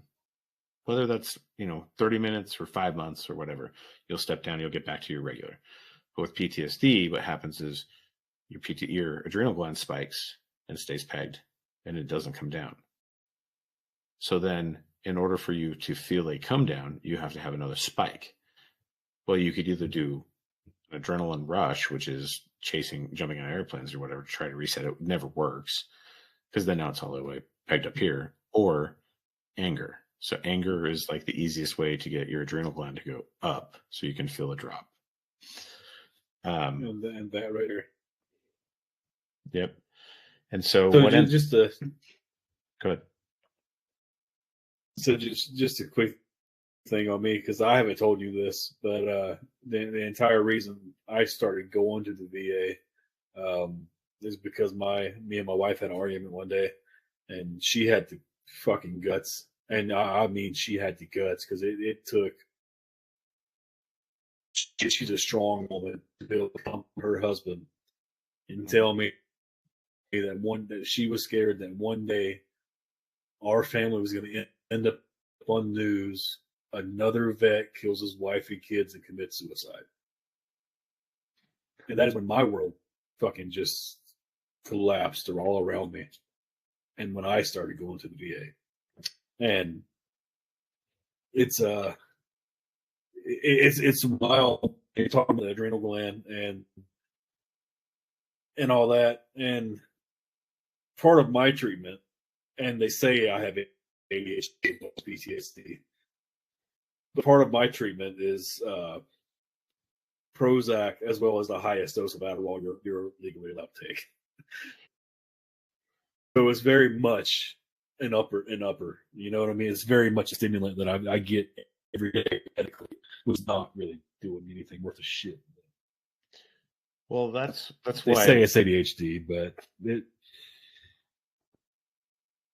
that's why the singing works, because you scare yourself back into normalcy. But also, right. Yeah. So, but the thing is when you're singing in front of people,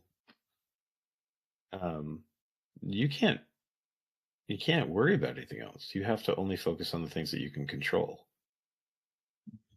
Right? If you walk off that stage without singing, then everybody just kind of looks at you like, what did this fucking guy do? Why did he even volunteer? And it's karaoke. Like, you're not making money for singing karaoke. Maybe you will, I don't know, but most likely not, right? So you can only focus on you. If there's a bar fight that happens, and as long as it's not your friends, you can only control your fucking voice. Well, if there's a fucking cackling hen out there fucking annoying the shit out of you, you can only control you. Glass breaks, only control you. Mm-hmm. I make a habit of sitting anywhere I go with my back to the door. How the fuck do you do that? Because you can't control it. You can only control you. So my little office right now, like when I was setting this thing up to be my little studio or whatever, I was talking to my wife about desk and all that stuff, and she's like, "Well, you can just get you a desk and put it up against the wall and do that." And I'm like, "You're out of your mind. There's no way in hell I'm putting my back against the doorway." She's like, "It's our house." I'm like, "There's no way." So, and she's like, "But that takes up so much room." And I'm like, "I don't care. Like, I'm not putting my back to a door." So for you to do that willingly blows my mind. That's crazy. Like, everyone, but I mean, in a good way, but it's crazy. I do it on purpose. I mean, dude, it's not comfortable sometimes, but I do it on purpose. I mean, that's what you have to do. So you could either choose to stay the way that you are, or you could choose to be better. And if you continue to do the same fucking thing everywhere you go, then you're not getting better. You're just staying the same. If you want to be status quo, that's fine. But you're not going to be better. You're not going to get better. You have to make a conscious choice to be uncomfortable. Your body actually puts you in a state of mind. Homeostasis is comfortability. In order for you to be built better, to build muscle, you have to tear muscle. In order for you to be better in life, to become great in whatever you're doing, you have to be uncomfortable. You have to understand and learn to be uncomfortable. The body would literally would prefer to be comfortable in its own hell versus being uncomfortable in heaven, because it's that thing. So once you understand that concept, the only way to change is by fucking changing. So change, or don't talk about it. Dude. So it's mirrored right now, but this book's up here for a reason. Embrace the Suck.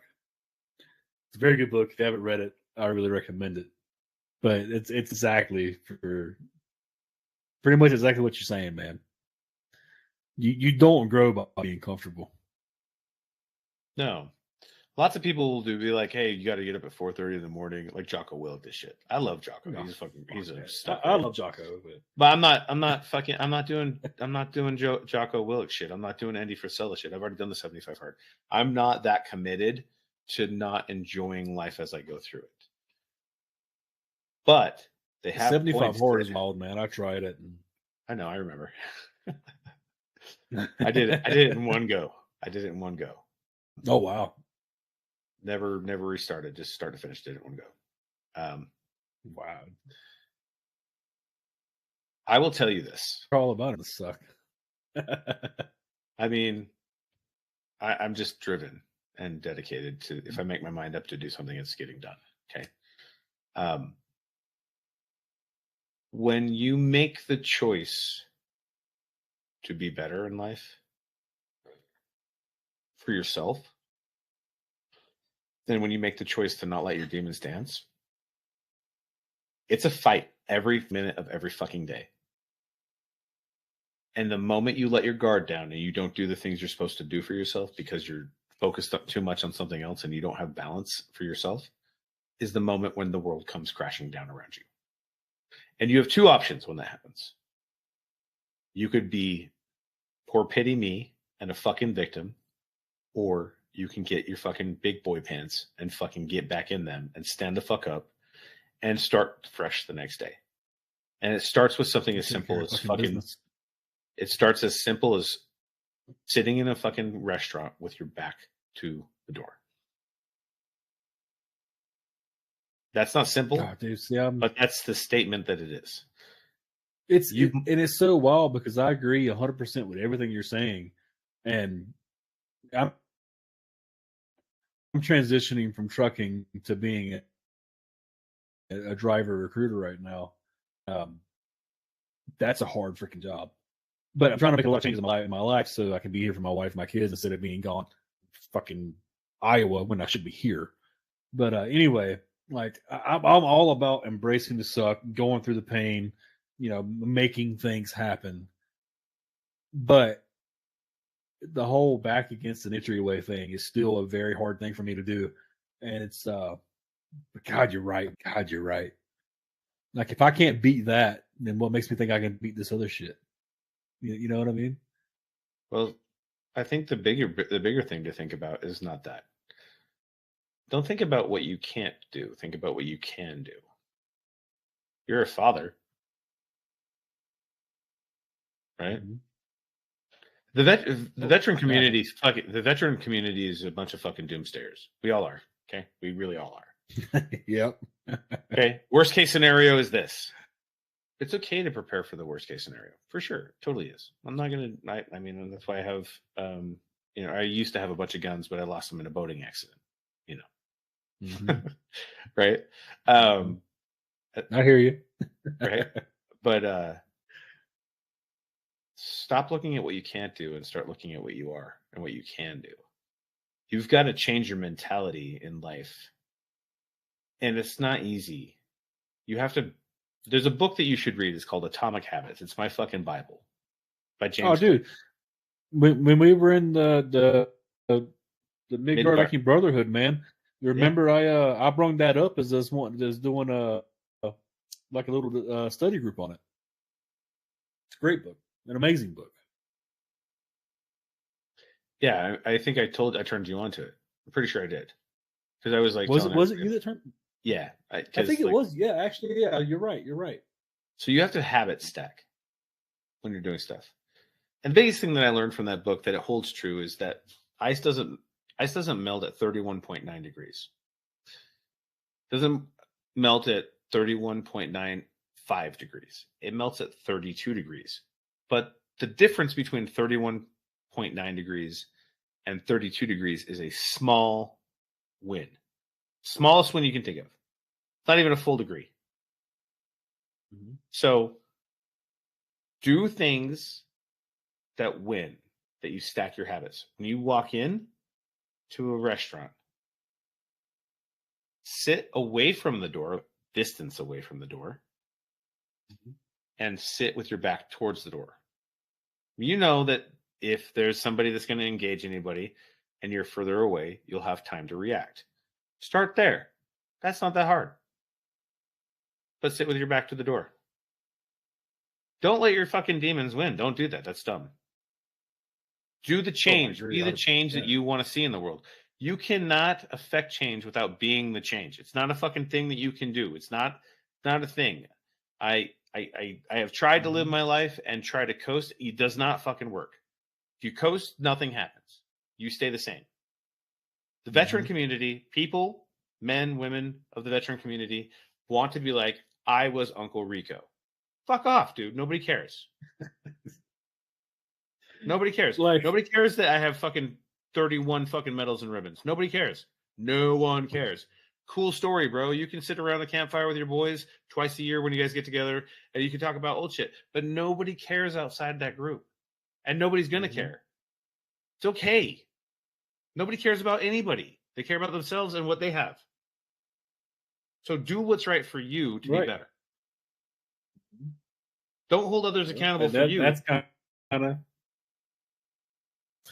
and that whole conversation is what brings me to why. Well, I've already mentioned this once already, but the whole reason I do this podcast is because it helps me to realize, and my whole tagline in this is "You're not alone." So it's just a reminder to myself as well as others that I'm not the only one that's been through this shit. There's people that's been through it a lot worse than I have, like you, for example. And, you know, I've been through it worse and less than other people. We all have our degrees of difficulty. We all have our ways of getting through it. And this is just one way that I keep myself on track with letting other people, other veterans know that it's okay. You'll get through it and we'll do this shit together. You know? Yeah. I mean, if you follow me on any of the socials, you know for a fact that I always say that you're not alone. You know that I have a huge mental health awareness piece for men. I only talk about men's mental health because I'm a man. I'm not a fucking woman. I have no idea how they talk or think or anything.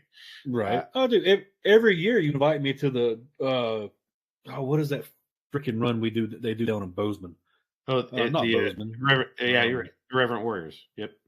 Yeah. Every year you invite me. I have yet to go, but you invite me every year. Yeah. It's getting people together that are struggling, and you get together and hang out, and you get to be in the military, but out of the military. It's fun.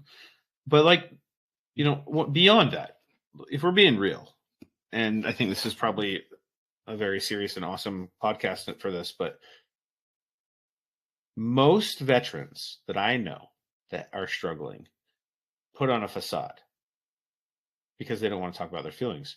They don't want to be kind or softer. Here's the thing. I would way rather listen to you crying and whining about some shit that I don't understand than putting a fucking bullet through your brain. Absolutely. So come talk to me, because I might have some advice that might help. I might have a similar situation that I'm going through.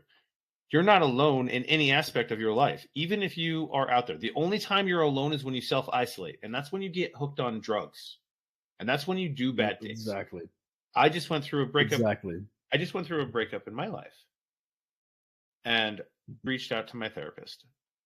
I haven't talked to her in like 5 months. It's okay.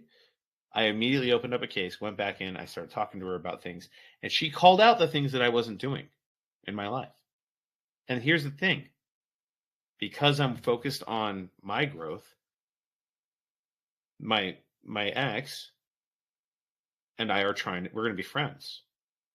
Mm-hmm. Because I'm focused on me, and I'm focused on the things that I need to take care of, and it allows that. And a lot of people are like, well, why the fuck would you want to be friends with your ex? Because sometimes oil and water don't mix, and you can love a person, but you find out that you're just not good for each other in a relationship. Right. But friendship works. And too many people get wrapped up in like propping somebody up on a pedestal.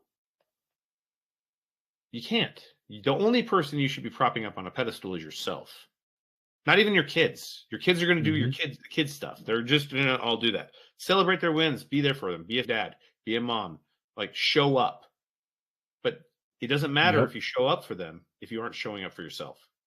And like these sayings and these phrases may be cliche, but the reality is, at the end of the day, if you don't show up for yourself, it doesn't fucking matter. And that's a real statement. I've been homeless twice in my life. One of my favorite. Go ahead. Yeah, go ahead. I'm sorry. I've been homeless twice in my life. 2 times. And I've overcome that because I started showing up for myself. Not because anybody else saved me. I showed up for myself. And I pulled myself out of it. I'm an idiot. So if I can do it, anybody can fucking do it. I'm a fucking crayon eating window licker. Okay? I now have a master's degree because I showed up for myself. I own a business because I showed up for myself. I own a 20-acre ranch here in Montana and a mead company that's already shipped to 39 states and has sold through 97% of our first 5,200 bottles in only 90 days. We had 1,000 people at our grand opening. I am not special. By the way, every time you post a new, what would you want to call it? A new distributor online, dude. Like, I love that so much. I'm so happy for you guys. You have no idea. I don't talk to you as often as I probably like to, but I'm so proud to see you guys kicking ass with this, dude. So, my message to everybody, and I know we're probably getting short on time here, but my message to everybody is literally show up for yourself before anything else. Do the thing that's hard. Stack habits. If you've got anxiety, just know that anxiety is part of life. It's called stress. It's okay if you have to take pills, right? If they help you.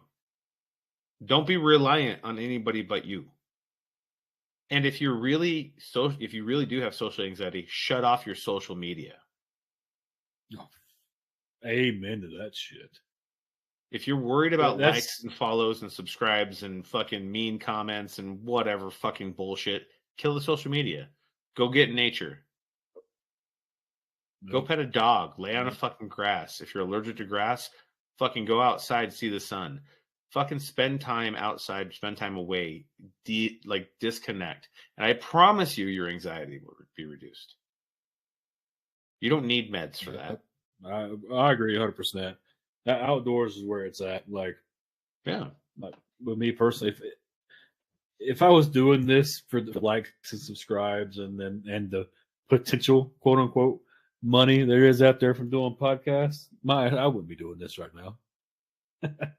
I've got like what 18 people at the moment that watch this shit, and I'm very thankful. Very thankful. Don't get me wrong, but at the end of the day, this is more for me than for anything else. But I really do I think something out of it.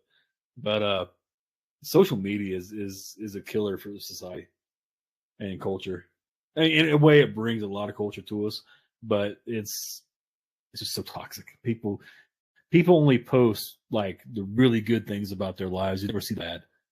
And I think a lot of people get blinded by that. Mm-hmm. They think that the world is because nobody ever posts the bad shit. People don't ever know that for 2.5 years I struggled every fucking day building a building from scratch. They just think that I fucking am always the way that I am. They don't know the fucking constant fights that I had with people in my company and my partner, spouse at the time, and all of the things. They don't know the pain and anguish. They just think that everything's a fucking fairy tale. It's not. Nothing is a fairy tale. Mm-hmm. There are no fairy tale endings. You have to work. And if you worked in the military, you sure as fuck should work in life. And if you're not, if you've never been in the military, you got to work fucking too. The only thing that we got as a gift is nothing. We fucking had to earn all of our shit. And the thing that most people, when it comes to veteran mental health, we are the biggest fucking victims. This thing happened to me because I served. Cool story. It happened to all of us. Like, I'm not diminishing your value or what you went through, but instead of fucking focusing on the negative, why don't you focus on the things that you have? Like, you're alive. Yeah, your friend's not.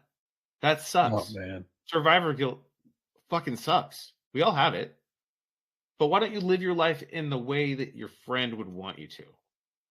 People want to fucking say about Memorial Day all the time. They say the shit about Memorial. It drives me fucking nuts. Don't, today your barbecue and your blah, blah, blah, and your beers, they don't mean anything. Dude. I'm like, fuck off, man. If I hate that shit, dude. If I died, I would hope my friends were fucking drinking for me. Fuck off. Stop being a fucking, stop pitying me. I mean, I've done it. Everybody does it, right? At some point you do it. But at some point you got to realize that if I'm not here anymore, I want my friends to celebrate me. I want my loved ones to celebrate me. Exactly. I don't want a fucking funeral. I want people to party like I party. I want people to fucking tell a story. Man. Yeah, I want somebody to tell a story about something that I did that made them fucking laugh that it was stupid.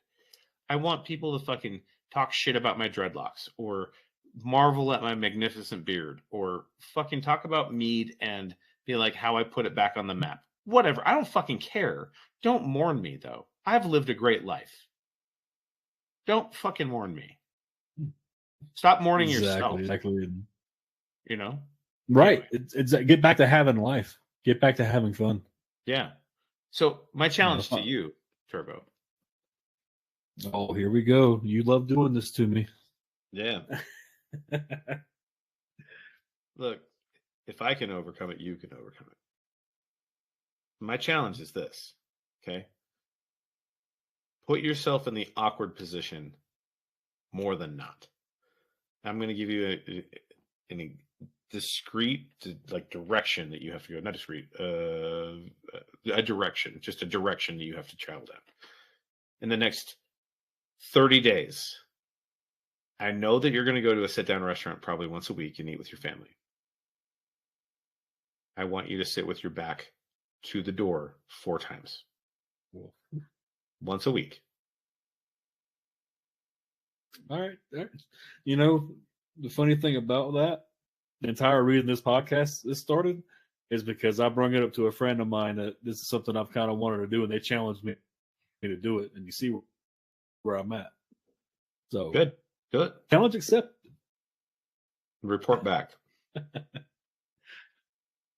We'll do. But you are.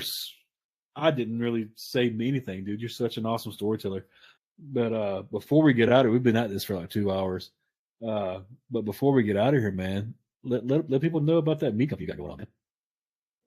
Yeah, so it's called the Bearded Viking Mead Company. My name is JT. They call me Viko. I am the founder and mead master. I invented all the recipes and the process. We're located here in Columbus, Montana. We can ship to 42 states currently. We have opportunities for people to purchase from us online. We can ship directly to your door. We're veteran owned and operated. The governor of Montana stopped by and hung out with me for an hour. We were in the newspaper with him. It's kind of a wild experience. We're just dudes doing dude shit. If you don't know what mead is, the oldest alcohol in the world, most people make mead and taste shit. Mine doesn't. Now I say that because I used to buy fucking alcohol that bounced when I fucking drop it. So I know shit alcohol. I know real alcohol. We have 16 flavors. We just barely got started. My plan is to leave a legacy for the world for my children and my partner's children, so they, like all my business partners, so their children can grow and have an opportunity to succeed in life. It's not given, they have to earn it. So the Bearded Viking Mead Company's main mission in life is to mead up with people and bring people together around a campfire versus driving drunk or doing anything else. I want you to spend time with your friends, and I want you to talk to your friends, because that conversation could save a life. And finally, at the Bearded Viking Mead Company, we teach kindness. Understand things when I say kindness. A smile can save a life. And take this to heart. If you're being kind to a horse has a broken leg, you have to put the horse down. Protect your safety. Protect yourself. Be kind. And meet up with your friends. Dude, I freaking love it. Love it. When did you guys start shipping? Because if I would have known that, I would have been buying some a long time ago. May 3rd, when we opened, the day we opened. No shit, really? We had 1,000 people at our door on May 3rd. Oh, dude, I didn't realize you guys were shipping then.